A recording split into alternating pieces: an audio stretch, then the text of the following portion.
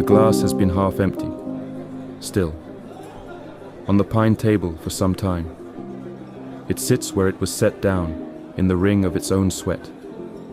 The man behind the counter has looked at it twice and has not asked, because in a bar like this one, there are men who nurse and men who are finished, and the difference is visible enough from the far end of the room. Outside, the street is doing what a street in the 8th district of Budapest does at 9, in a humid, freshly post-Soviet evening. Surprisingly little. A tram goes by with a few people in it. Somebody's dog is tied to the railing by the door and has given up barking an hour ago, now licking its testicles as antidote to boredom. A woman's yelling bounces between the walls of the block buildings, forever scarred by the Freedom Revolution of 1956. The car, home for the past few months, is just across the parking lot with the window cracked 2 fingers, and it is parked facing the exit, because it has always been parked facing the exit. In its boot, there is a bag with 2 changes of clothes, folded the way clothes are folded by a man who was taught to fold them right, and a razor and a towel that goes to the depot tap at 20 to 6 every morning and comes back wrung.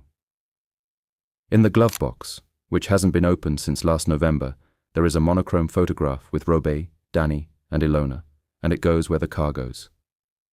The shirt he is wearing is immaculate, with straight collar. His hands on the counter are clearly worn, but clean to the nail, and the back is as it has always been, straight. This would not be a problem for another quarter of an hour. A man can sleep in a car for a few months, and eat properly every second day, and still look, at 9 in the evening, like a man who has somewhere to go afterwards. And the posture, it was never a choice. It is simply what the body does. The drink was the last of the day's money, and it was drunk slowly, and it is now gone. The stranger arrives at his left shoulder with a smile already fully assembled. He is talking. The sounds arrive muffled, as if coming from behind a wall of bricks. This has been happening for months now.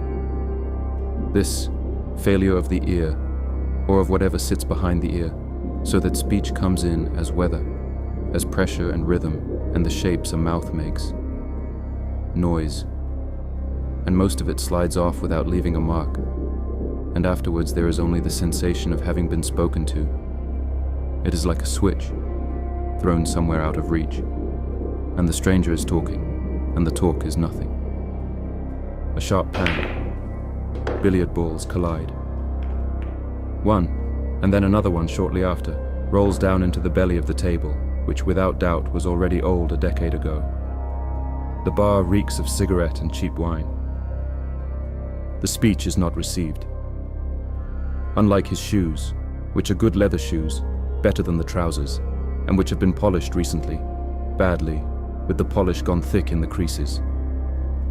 Unlike the thin summer jacket, which was obviously made for a heavier man, with the shoulder seams standing off the shoulders by a thumb's width. The hair, oily, black, and wet-combed. The smile, which is wide, and which involves the eyes exactly as much as a smile should, and which is nonetheless as crooked as the teeth behind the thinned lips.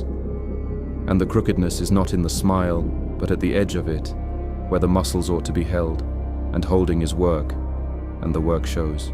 The hands, which move constantly while the talking goes on, and which are the hands of a man who has grown up on the streets of the 8th district of Budapest. The shirt, which is white, and has 5 buttons visible above the jacket's fastening, and 4 of those buttons are white and flat and stamped with 4 holes each, and the 5th, the one at the sternum, is brown and larger and domed slightly, and has 2 holes, and has been sewn on with a thread that is not the thread of the others, in a bar rather than a cross, by somebody who was in a hurry or did not care, or had only that button and only that thread, and did the best that could be done with that button and that thread.